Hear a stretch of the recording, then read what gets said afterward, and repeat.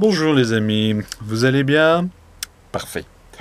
Alors aujourd'hui, une question un petit peu hors du temps, histoire de se changer les idées et puis peut-être de faire un petit peu de culture générale. La question aujourd'hui est, quel est, à votre avis, le plus grand aviateur de tous les temps? Il y a une réponse qui semble être une évidence. L'Américain Charles Lindbergh, parce qu'il a été le premier en solitaire à traverser l'Atlantique Nord, dans le sens New York-Paris. Nous étions en 1927, l'avion s'appelait le Spirit of Saint-Louis. Ça, c'est ce qui semble le plus logique, le plus communément appelé, le plus communément admis. Et ça fait de Lindbergh une sorte de super-héros fêté à travers le monde, à tel point que, vous voyez, le rond-point devant le musée de l'Air au Bourget, en France, s'intitule Rond-point Charles Lindbergh. Bien. Pourquoi pas? Oui, mais, voyez, il y a quand même un très sérieux bémol à faire. Lindbergh, une fois que sa traversée a été faite, une fois qu'il a été glorifié à Paris, reçu par André Citroën dans ses usines comme un triomphateur extraordinaire, Lindbergh, eh bien, il retourne aux États-Unis en paquebot. Et le Spirit of Saint-Louis l'accompagne dans des caisses. Il a été démonté. Voilà.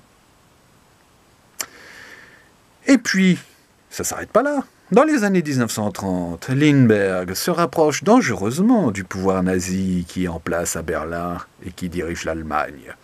Lindbergh est fréquemment reçu par le maréchal de l'air, Hermann Göring, l'un des bras droits de Hitler. Et quand la Deuxième Guerre mondiale commence, Lindbergh fait partie de ceux qui recommande au président Roosevelt de ne surtout pas s'en mêler. C'est un conflit strictement européen. Les Américains n'ont rien à y faire. Donc voilà un petit peu le profil de ce super-héros que les as du marketing aux États-Unis nous ont imposé. Alors soyons objectifs, ça n'enlève en rien les mérites de ce jeune pilote de 1927. Lui, il a réussi. Ouais. Mais si c'est pas Lindbergh alors, qui est le plus grand aviateur de tous les temps? Et si on poussait un grand cocorico? Et si on avançait le nom de l'archange? L'archange, c'était le surnom, l'un des surnoms de Jean Mermoz. Jean Mermoz est né en 1901 et il a disparu en 1936. Qui est Mermoz? Eh bien, Mermoz, c'est d'abord un pilote formé dans l'armée de l'air française. Il a son brevet de pilote au début des années 1920. Il va servir dans l'aviation au Levant, l'actuelle Syrie. Et en 1924, il quitte l'armée, passe une période franchement très très difficile, très délicate, et réussit enfin à se faire embaucher par une société, l'Aéropostale, qui est en train de mettre en place un service de courrier acheminé par avion.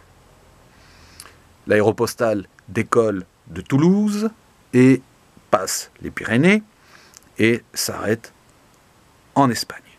Prochain objectif, traverser la Méditerranée, atterrir au Maroc.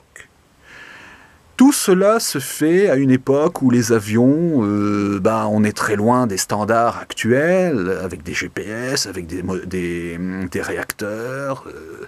Non, là on est avec des avions qui viennent des surplus des escadrilles de la Première Guerre mondiale. Donc c'est encore les temps héroïques. Tout reste à inventer. Il n'y a pas de radar. Le pilotage de nuit n'existe pas. N'existe pas jusqu'au moment où Mermoz prouve qu'il est possible de voler de nuit. Et Mermoz, tout au long de sa carrière, va prouver tout un tas de choses, va initier tout un tas de choses qui ne se faisaient pas avant, des choses qui paraissaient impossibles de faire. Mermoz, il va réussir. Il devient comme ça l'un des premiers à réussir la traversée directe du Sénégal au Brésil en passant au-dessus de l'Atlantique Sud. L'Atlantique Sud, pour ceux qui connaissent, c'est autrement plus compliqué que l'Atlantique Nord. L'Atlantique Sud, les distances sont beaucoup plus grandes, et puis les conditions météo sont quasiment dantesques. Il y a le poteau noir, il y a des changements de temps soudains, il y a des tempêtes phénoménales. Regardez, il n'y a pas si longtemps, Air France a perdu un Airbus au-dessus de l'Atlantique Sud à l'occasion d'une rotation Rio-Paris. Le mal que les experts ont eu pour retrouver l'épave et pour retrouver les victimes. Donc vous imaginez, au début des années 1930, ce que ça pouvait être avec la technologie de l'époque. Mermoz, lui, il a juste compris une chose, il faut que le courrier passe, il faut que la ligne avance, et il va s'y employer. Et mieux que ça, il réussit. Il réussit, et sa réussite confère à l'aviation française un prestige mondial extraordinaire. Extraordinaire. Mermoz devient le héros de toute une génération en France, en Afrique, au Brésil. Il est aidé aussi en cela par sa présentation. Le moins qu'on puisse dire, c'est qu'il a une dégaine, il retient l'œil, et il passe très bien dans les médias de l'époque. Ce qui fait que l'Archange devient petit à petit une sorte de porte-parole de ses collègues pilotes, et ça devient surtout un expert, un professionnel incontesté. Incontesté, sauf par les gens du ministère à Paris, les fonctionnaires, qui, eux, trouvent que Mermoz est un petit peu audacieux et il n'est pas prudent. Mais heureusement, à Paris, dans les ministères, les gens qui ne s'y connaissent rien décident que l'avenir, ce sont les hydravions. Parce que si l'hydravion tombe en panne, il peut amérir, il peut se poser sur l'eau. Dans la pratique, c'est autrement plus compliqué, parce que l'hydravion cumule, surtout à cette époque, les désavantages d'un bateau avec les désavantages d'un avion. Donc vous imaginez la joie que les pilotes ont à manœuvrer ce genre de machine. Des machines de plus en plus grosses, des machines de plus en plus lourdes, et paradoxalement, des machines de plus en plus fragiles. Mermoz, lui, il a tout compris. Mermoz, il a compris que l'avenir du vol commercial passe par des avions terrestres, c'est-à-dire des avions qui décollent et qui atterrissent sur des aérodromes sur la terre ferme. Des avions multimoteurs, avec des moteurs de plus en plus puissants, des avions de plus en plus rapides. Pour Mermoz, la rapidité est un gage de sécurité. Toutes ces données sont synthétisées par l'avionneur Cousinet, qui construit un avion révolutionnaire, l'Arc-en-Ciel. Cousinet réussit à convaincre Mermoz de piloter cet avion, et en 1933, Mermoz, Cousinet et l'Arc-en-Ciel battent de nouveaux records de traversée sur l'Atlantique Sud, sans souci particulier. Bon, ils ont des problèmes de moteur, mais comme le Cousinet a 3 moteurs, le Cousinet prouve qu'un avion multimoteur a toutes les chances de s'échapper de tout un tas d'incidents qui, pour un hydravion, seraient mortels. À partir de là, se met en place un divorce entre Mermoz et les gens du ministère. Mermoz a compris un certain nombre de choses, les gens du ministère ne veulent pas comprendre un certain nombre de choses. Mermoz veut promouvoir les avions terrestres, on lui dit non, ce sera les hydravions. Mermoz est très amer devant ce choix imposé par des gens qui n'ont pas l'expérience, des gens qui prennent des décisions politiciennes et pas des décisions pragmatiques. Des décisions qui, petit à petit, réduisent l'avance que la France avait sur les concurrents allemands, les concurrents américains. Alors certes, le pouvoir de l'époque décide de bombarder Mermoz, inspecteur général de la nouvelle compagnie nationale, Air France. Ça n'empêche pas Mermoz de poursuivre ses vols. Mermoz n'est pas un homme de bureau, Mermoz est un homme d'action. Il pilote, il pilote, il pilote. Il parle au nom de ses collègues pilotes. Il défend la mémoire de ses collègues pilotes qui se sont sacrifiés pour leur mission.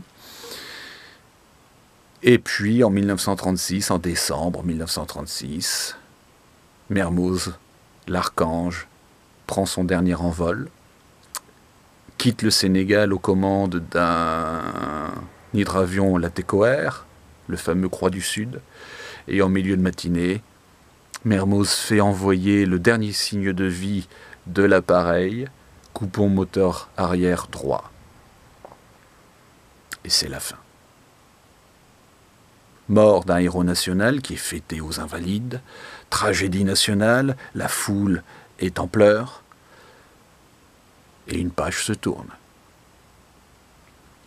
Que reste-t-il aujourd'hui de ce parcours flamboyant et de ce parcours exemplaire?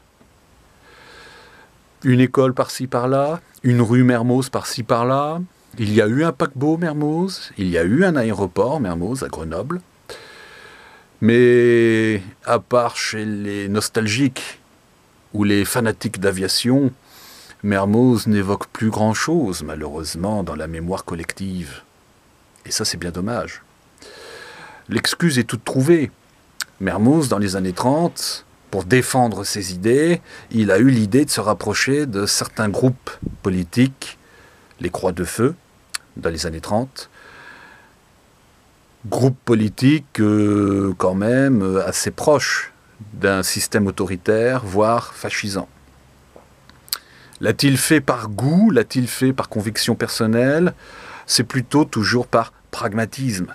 Parce que en choisissant, en se rapprochant de ce parti, entre guillemets, Mermoz gagnait à une nouvelle tribune et pouvait promouvoir ses idées en faveur d'une démocratisation de l'aviation.